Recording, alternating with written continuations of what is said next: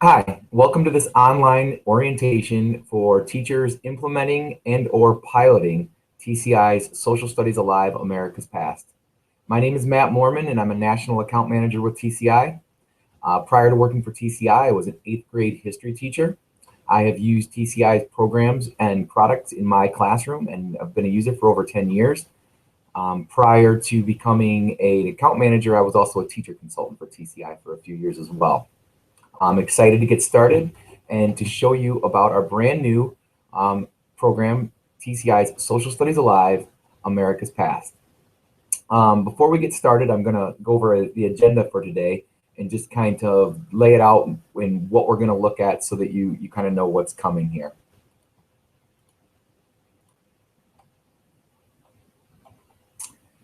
The first thing that we want to talk about is just a little bit of a background into TCI. We'll look at our approach and our strategies.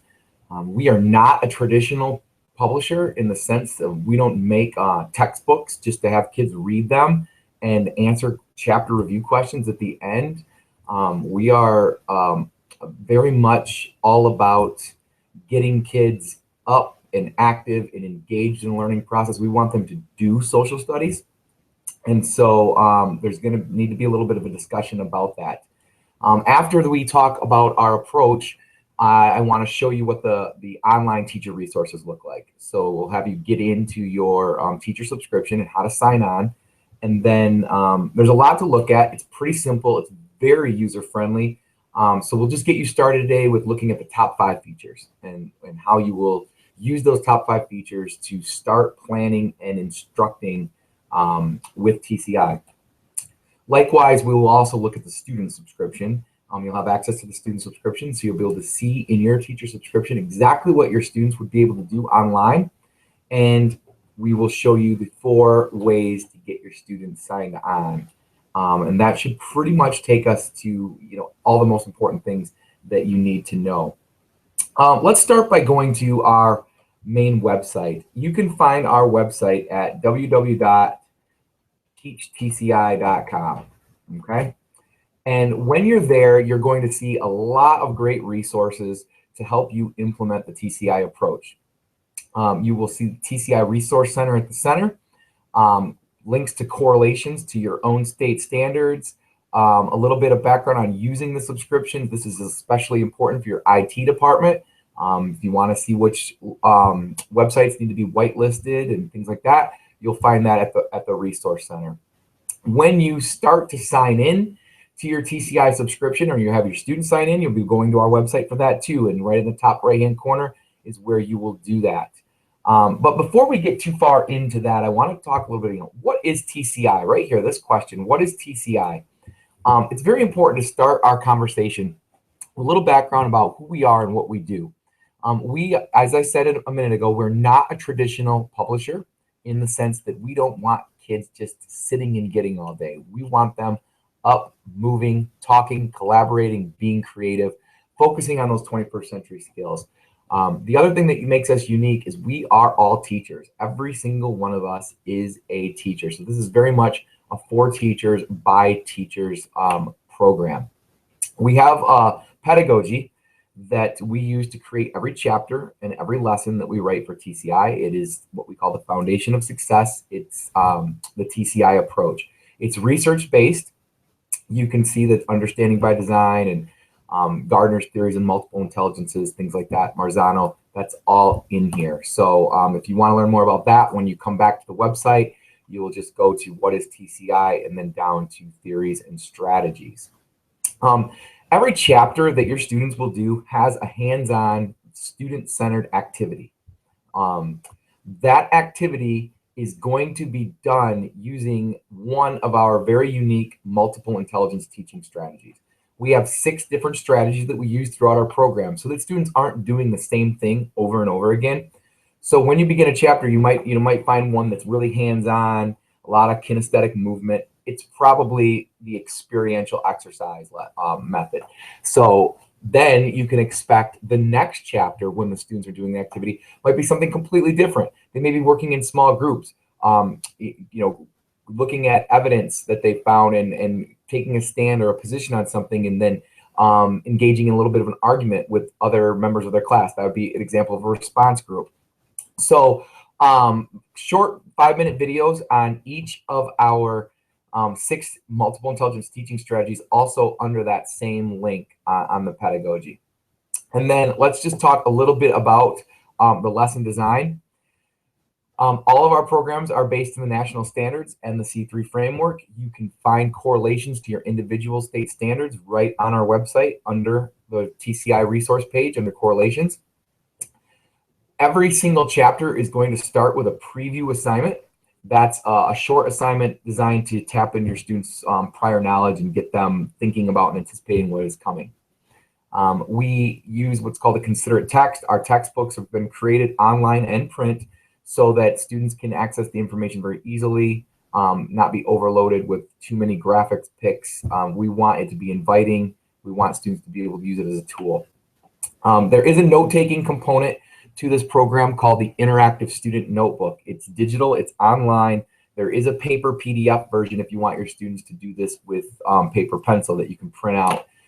The important note is that this is where the students are going to keep track of everything that they're learning from both the activity and from the reading. So we're using a sophisticated list of graphic organizers to help students, make those chunks and organize their thoughts and keep everything straight. So the interactive notebook, very important whether you're using the digital version or the print version. And then every lesson is going to end with what we call a processing assignment, and that is where the students are going to take both declarative and procedural knowledge, put it together, and show that they know in some very student-centered way. Might be create a political cartoon or something like that. And then, of course, we have formative and summative assessments that we'll be looking at how to do that. So that's just a quick crash course into TCI. And again, all of this information that I have shown here is on our website under what is TCI, and then you can kind of go through more about the interactive notebook from the drop down. Okay, so let's get into the teacher subscription. You should have received from your coordinator, if you're piloting and or implementing for the first time, you should have received a unique code. This should be like a 6-figure code unique to your district. So what you're going to do is you're going to click teacher sign in on the top right hand corner, and you can see that I'm already signed in here. So I may create, I'll probably create one really quick, a dummy account, just so you can see how it's done here. You can't just go and put your email and password in yet. That's what you'll do after you come back again. But what you're going to have to do is you're going to have to click the create green account to start. So we'll click that, and you'll have some information to fill out. We're going to want your email. So I'm just going to put TCI. I've done this already before, so I'll put TCI teacher123 at tci.com, and I got to confirm the email, so they'll want it a second time.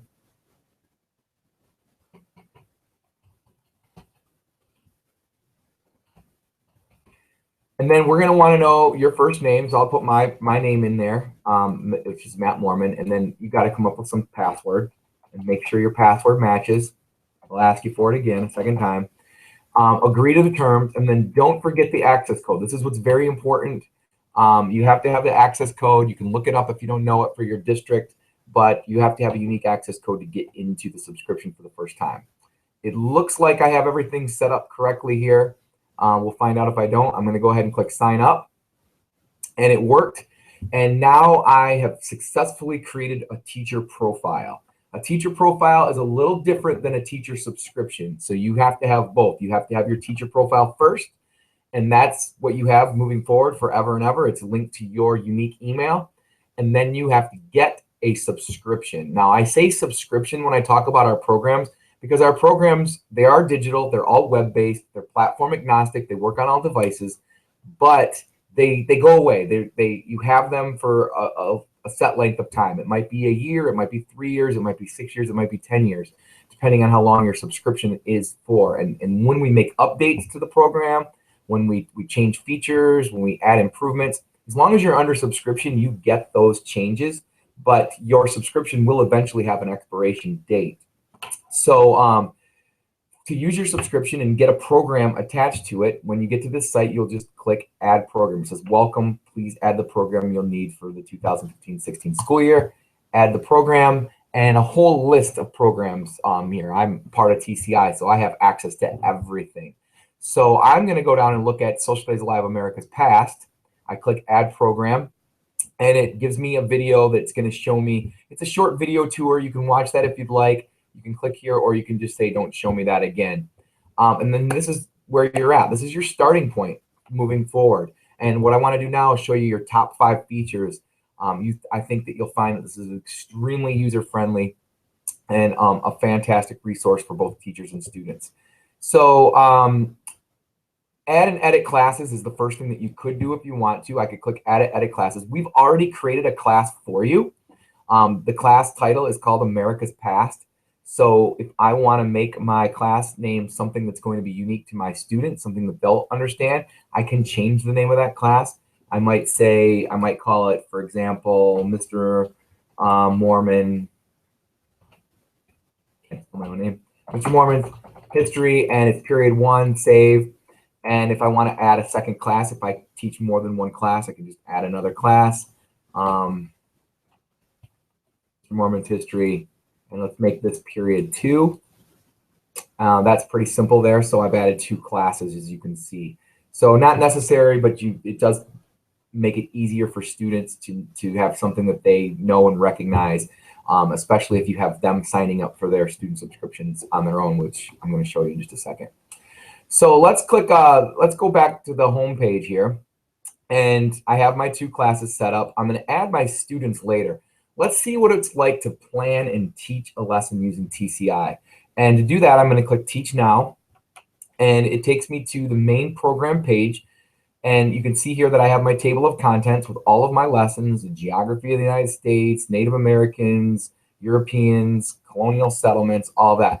Let's say that I wanted to teach a lesson on the American Revolution, for example. So we're down here in number 13, the American Revolution. I'm just going to click right on that chapter, and it's going to take me to this page here where I see the essential question, the American Revolution. This tool that you're looking at here, we call this the presentation guide. It's called the presentation guide because it serves and doubles as 2 things. It serves as an online presentation, almost like a PowerPoint, that you will use when you're teaching with your students. Any videos that you need to show your students, any images that they need to look at, any guided questions that we've put forth for them, directions for doing an activity. Just like that would be in a normal PowerPoint, that's in this presentation. We don't call it PowerPoint because we've created it. It's not Microsoft. It's not PowerPoint. It's called the presentation guide because it's also your lesson plan book. It's all of your step-by-step procedures. Everything you need to plan and teach that lesson is right here in this guide. There is no teacher's edition. You will have the same book that the students have. You want to come here, this is where you're going to look. And you can see that there's 43 slides in this chapter. And I have these little arrows right or left where I can move forward and go through all the steps, or I have the slide bar here where I can see what we're going to do. A lot of teachers have said that they would like to have something in print in front of them and not just be looking at their lesson plans online. So you can see here that if that's important to you, there is a print feature. I can click print.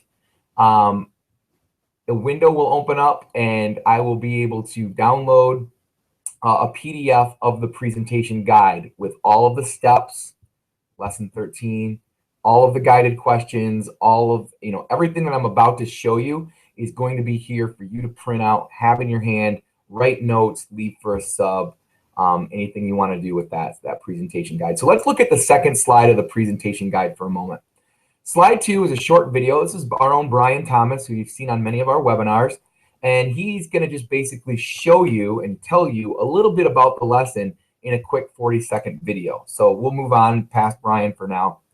Slide 3 has the essential question, and it's got the steps of our lesson sequence kind of laid out. I mentioned that there's a preview at the beginning of every lesson. This preview is going to take about 30 minutes to do. So this might be the bulk of the first day of instruction for this chapter on the American Revolution. The activity is going to be an experiential exercise. That means that students are going to be feeling some type of kinesthetic movement or emotional connection to the content to help them remember. To do that activity, it's going to be about 90 minutes. So again, it may be something you start and do on one day and finish up on another day. We include a lot of natural breaks here so that you can do that. There's a reading further part of the lesson. It's 35 minutes. And then to do that processing assignment, it's about 25 minutes. So I'm going to click on the fourth slide to see what I need. The big improvement that we made to this copyright is you don't have to go searching between different books and different tabs and different links.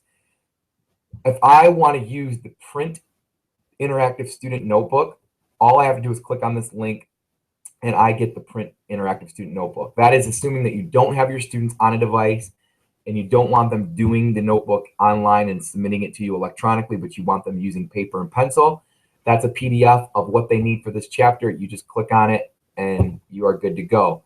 Teacher supplied materials, it's just letting you know that you are going to need a rope for this lesson because it's a tug of war that's going to be used, and you're going to need a strip of cloth. So it's right there. You have it. The next slide is just the preparation. It's letting you know what you need to do, how you need to get that rope, because students are going to be playing tug of war. And then the third slide, this is what you will use with your students when you get here. So I can click on full screen mode, and this is what my students will see when they're coming into my classroom. I can use the arrows left and right to advance the slides, although I do recommend that you get a wireless USB clicker so that you can be mobile and be anywhere in the classroom at any time.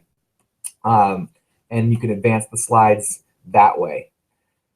There is an interactive pen tool built in so that if you want to write or draw anything in here, you're able to do that. And there will be some other online interactive whiteboard widget drop and drag type features that you'll find on some slides throughout the program. So real quick, I'm just going to take you through this. I'm not going to show you the whole lesson. We don't really have time for that. I want to just show you how to use and the assessment tools and things like that.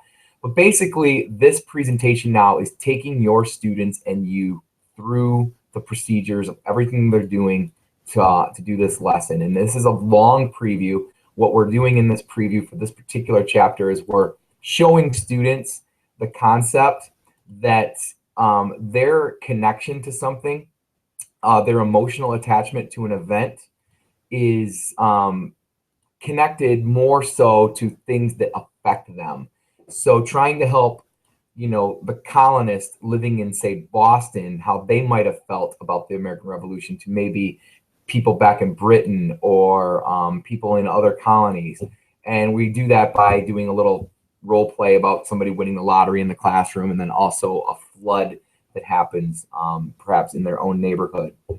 When you want to go to the online text, this is very cool. It's telling me right now that this is the time that I have to read the introduction for the online text, so that you can click a hyperlink right there and it will open up a new window and take you right to the online text. Very, very cool. So more about the features of the online student subscription in a few minutes. Next slide again. This is the activity, the tug of war. We're showing the students basically we are going to play a game of tug of war in this lesson to show how the weaker Continental Army was able to defeat the much stronger, larger British Army in the American Revolution. And so what happens here is we get into teams, and the blue team is the shortest kids in the class, and you'll have a red team, which are the tallest kids in the class. And then there's another team, the white team, and they kind of stand by, and you'll ask them, who do you think is going to win and why? Right before you allow your students to pull the rope, you're going to say, oh my gosh, I completely forgot. There is a rule that I forgot. And you tell the blue team to get a prize if they win. And one member of the blue team isn't promised the prize, but everybody else is. And then the red team, of course, is told they're not going to get the prize. And so what we're doing here, the students don't really realize this, but we're setting up a little bit of a motivation for the shorter, weaker kids in the class to win at tug of war, much like the colonists had, a little bit more motivation to fight in the American Revolution. Again, just clicking through some of these slides, you can see that what we end up doing here is we change the rules to tug of war 3 more times to simulate a nice metaphor for how the weaker Continental Army defeated the British. Other things that will happen through this is the white team will actually join in and help the blue team. Some members from the red team have to run a greater distance to get to the rope. It's a whole lot of fun. And by the time that we are actually ready to play, what happens is the shorter kids in the class, the blue team, actually do win. And then we go to return to our seats and we have to have a debrief. And that's very, very important, the debrief. Think about how they felt at the beginning of the game, what changed, what were some of the factors that allowed the weaker team in the class to win at tug of war. And what we want the students to then do is, as they're thinking about that, they're going to go to their text online or in print, and they're going to try to make connections to what they read in the American Revolution to what they experienced in the tug of war lesson. It's a fantastic lesson. I hope you try it. And then, of course, you can go over the directions with, or the answers rather, with your students later. So, for example, if we're asking, the British Army, list 2 challenges that the British faced fighting a war so far from home, these are the types of answers that you should see your students coming up with, and they'll help them remember that, because they will remember the tug of war lesson where some of the members of the red team actually had a disadvantage of having to travel a greater distance to get to the rope. Okay, so I'm going to escape the presentation now. So again, very, very important. I can't stress the importance of the presentation guide. It is your teacher's edition lesson plan book, and it is a fantastic tool for providing examples and a visual aid for your students when they're doing the lesson. If you do want to get to the materials just on their own, you can click the materials tab. I'm in chapter 13, so I have my teacher answer key, and I have that another copy of that interactive student notebook that I need. I have assignments. Assignments, this is not going to be that important unless you're going to make it so the students can't look at the book ahead of time. So in the settings, there is a spot in the settings where you might not let your students look at the textbook prior to it being assigned. If you have that checked, no, that they can't do that, then you will have to go into assignments, and I would have to go to chapter 13, click assign, give it a date, and submit it so that my students could have access to that. Otherwise, it's locked. If you're not planning on doing that, you never have to worry about this assignment tab in here. Assessments, we have some great formative and summative assessment tools built within your teacher subscription. The reading challenge is probably one of my favorite tools, so I am going to show you that right now while we go into the student view, and then we'll come back to the teacher view one more time and look at the assessment tools, and then we'll wrap it up. So let's go into student view for a minute. This is your teacher's version of the student view of our text, and you can see here that there's the essential question, the introduction. There are some tools up at the front that your students may or may not make use of. There's an audio tool. Your students can have the text read to them. The American Revolution. It will highlight the word being read in one color, the sentence being read in another color. There's a main idea viewer. If you click on it, the most important sentences or main ideas will be highlighted in blue. Students can add notes and annotate notes right in the text. And of course, there's the Spanish translations if you need that. The interactive notebook is it's linear with the online subscription. So if you're not using the print version of the notebook for each section is at the bottom of that section in the text. So this is exactly what the students should have been doing. So here they have some tools. It says, for example, the evening news has reported water levels are rising quickly after days of heavy rains. It's going to be very serious flood. The students are looking at 5 situations, and they're going to rate how concerned they are. So your backyard is partly underwater. On a scale of 1 to 5, how concerned are you? Probably, the number 1, I'd be most concerned with a 1. So I'm going to drop a 1 in and put that right there. And then maybe there's a foot of water on the streets in some neighborhood where my best friend lives. That might be a 2 because I'm not as concerned. It's not my neighborhood. And then there's people in a village of another country. You're probably not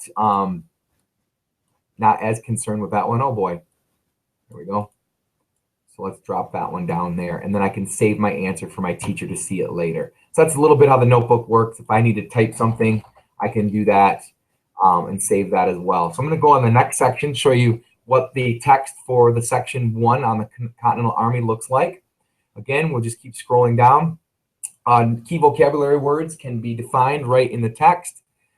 Any image that's in the program can be zoomed in and looked at with the magnifying tool.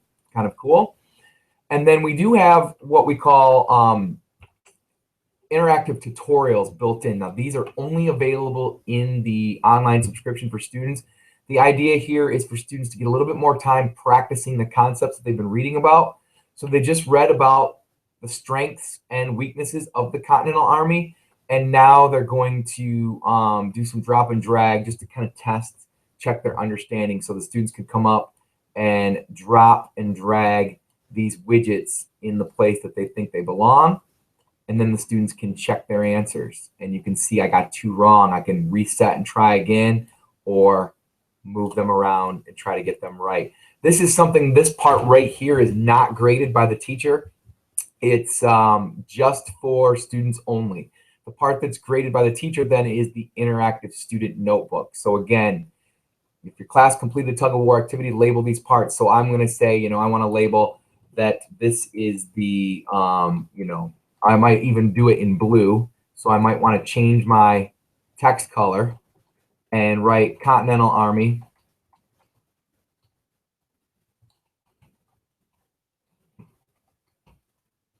And I can come in and I can grab shapes. So I may grab a line, or I could grab an arrow.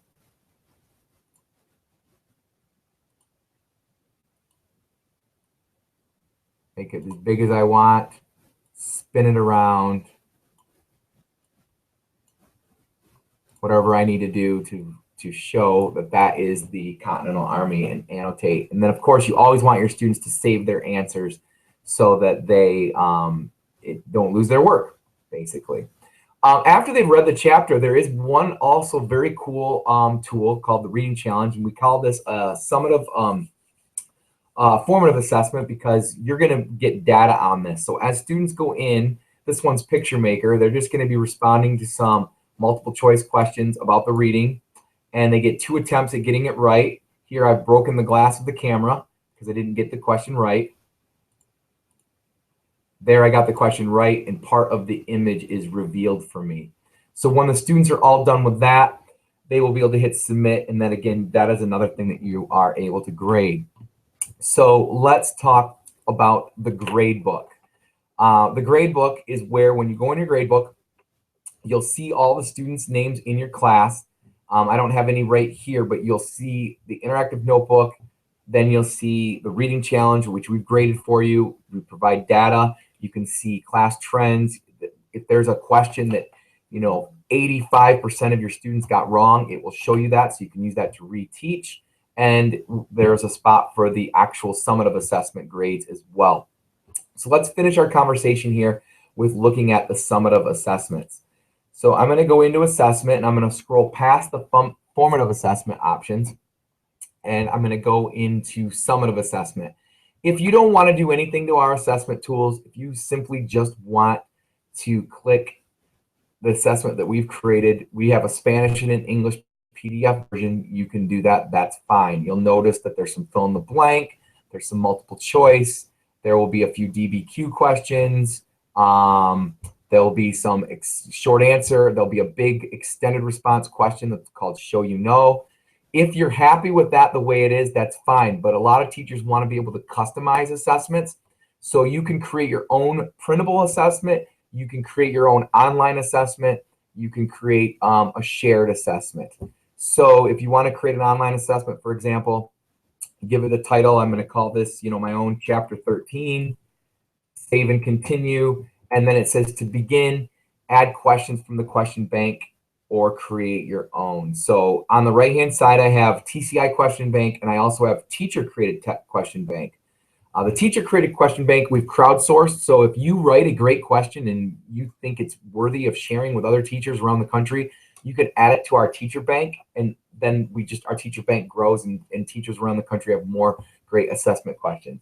And then here is where you create your own. So let's start. We'll do one of each. We'll create a question. We'll use a teacher question. We'll use a TCI question. So I'm going to click on the teacher bank first for TCI, the TCI bank. And these are the same questions I just showed you that we had for our print. So if you want to use them all, just select all, click add to the assessment, and they are going to be in your assessment now. If you need to edit any of these questions for any reason, you can do that. So I may want to get rid of something in here or change something around. I can override it, put anything I want in there. I can even change the names of the prompts or the distractors. I can reorder questions, move them around, and I can go in and delete questions as well. So let's say I don't want to have that question in there anymore, it's deleted. Now I want to add a teacher bank question. Again, I go to the teacher bank question. So let's grab 2 of these that I like that teachers have written, add those to my assessment. They're on there. And now I want to create my own question. So I can create a multiple choice question. I can create an open-end question. I can even create a question in which students are required to draw something. So let's do that. Let's do an open-ended drawing question. So here is where I will type what I want the students to do, what I expect them to have. And then this is just a sample that I can put what I'm looking for. And then do I want to share my creativity? Well, this isn't very creative. This is just a demo, so I'm not going to share that. So click save, and that's in there now. So now I'm going to click preview. Want to look at what my online assessment looks like if students were to come here. So far, everything looks good. And there's my made-up drawing question that I have with all the drawing tools built in. When I would like my students to have access to that, I'm just going to click assign. Go down to chapter 13. It's now highlighted purple instead of create because I've already created. Click assign. Which one do I want to have? Add a date, hit submit, and it's live for my students to go in. Okay. All right, so that pretty much concludes most of what you need to know about the teacher subscription. We can now move on to how to get your students in so they can start using the features in the student resources. To do that, we go back to our classes or programs. You'll see this little cog wheel in the top right-hand corner, and you can click My Students. You can see the 2 classes that I set up at the beginning of this webinar. If I want to put students in period 1, I just click Students, Add and Edit. And I don't have any students in this class right now, so I'm going to click Add Student. And there are 4 ways to get students signed up to the subscriptions. It says here that there are 264 available student subscriptions in my district out of a total of 350. So some other teachers are using these. This is just a general pool for your district. The simplest way is just to simply add the student yourself. You give them, put their last name in there. Come up with a username that you want them to have.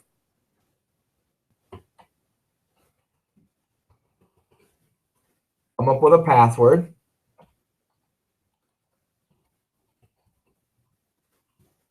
Make sure my passwords match. Do you want them to have the audio, the Spanish, the main ideas? Sure. And that student is now in my class. Now, if you're teaching secondary and you have 120 students, doing that 120 times is not going to be so fun. So let's explore the other ways you can get students in. That's just adding it yourself. Add an existing student. If you have students from another class or another building in your school, you can type their last name and search them and find them and transfer them to your class. That's pretty easy, but you probably don't have any students logged in yet. You can do the third way, which is batch uploading your students. You can download the template here.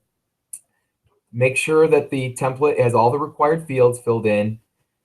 Put your program code in, which we provide for you right there, and then save it as a CSV, and then go here to batch upload that CSV, and your students will be batch upload. And then, of course, the easiest way and the most simplest way I feel to get students in is the student sign up. Simply have your students go to our website, teachtci.com, click Student Sign In, create an account, green button. They need to know your email. Then they come up put their own information in, whatever they want their username to be, doesn't really matter, some password, and click sign up. And then, of course, I didn't create a class yet for this, so they would, that's where you have a situation comes up and do that. So let me go back and do that where I did create a class. Teacher email was TCI. Let's do it again. Create a class. Student sign in. Student sign out.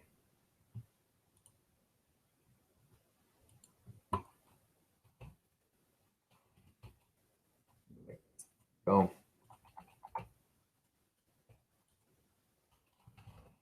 Just putting random stuff in because it doesn't matter right now, just for this demo. A list of all your teachers' classes that they teach will be in there. So then you can go, click on the one that they have, choose class, and they are in a student subscription in your class. It's that easy.